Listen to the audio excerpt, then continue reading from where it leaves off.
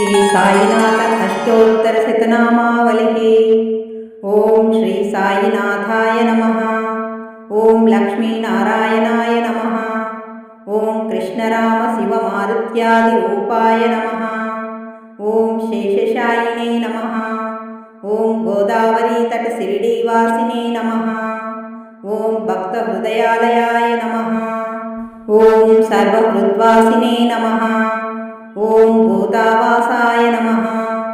ओम भूतभविष्यद्भाववर्जिताय नमः। ओम कालातीताय नमः। ओम कालाय नमः।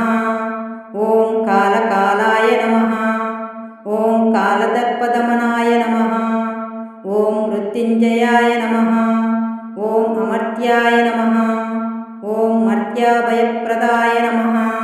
ओम जीवाधाराय नमः। ओम सर्वाधाराय नमः। ओम भक्तावनसमर्थाय नमः। ओम भक्तावनप्रतिज्ञाय नमः। ओम अन्नवस्त्रदाय नमः। ओम आरोग्यक्षेमदाय नमः। ओम धनमांगल्यदाय नमः। ओम बुद्धिसिद्धिदाय नमः। ओम पुत्रमित्रकलत्रबन्धुवाय नमः। ओम योगक्षेमवहाय नमः। ओम आपद्बान्धवाय नमः। ओम मार्गबन्धवे नमः। ओम भुक्तिमुक्तिस्वर्गापवर्गदाय नमः। ओम प्रियाय नमः। ओम प्रीतिवर्धनाय नमः। ओम अंतर्यामिने नमः। ओम सच्चिदात्मने नमः। ओम नित्यानन्दाय नमः। ओम परमसुखदाय नमः। ओम परमेश्वराय नमः। ओम परब्रह्मणे नमः। ओम परमात्मने नमः। ओम ज्ञानस्वरूपिणे नमः। ओम जगतः पित्रे नमः। ओम भक्तानां मातृदातृपितामहाय नमः। ओम भक्ताभयप्रदाय नमः।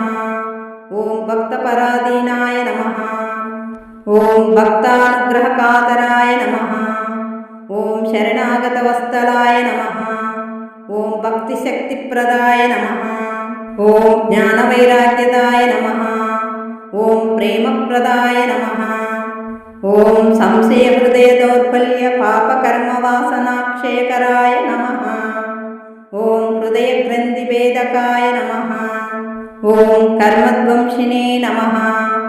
ओम शुद्धसत्त्वस्थिताय नमः। ओम गुणातीतगुणात्मने नमः। ओम अनन्तकल्याणगुणाय नमः। ओम अमितपराक्रमाय नमः। ओम जैने नमः। ओम दुर्दर्शाक्षोभ्याय नमः। ओम अपराजिताय नमः। ओम त्रिलोकेश अविघातगते नमः। ओम अशक्यरहिताय नमः। ओम सर्वशक्तिमूर्तये नमः। ओम स्वरूपसुन्दराय नमः। ओम सुलोचनाय नमः। ओम बहुरूपविश्वमूर्तये नमः। ओम अरूपव्यक्ताय नमः।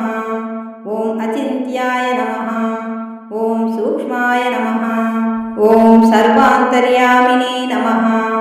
ओम मनोवागतीताय नमः।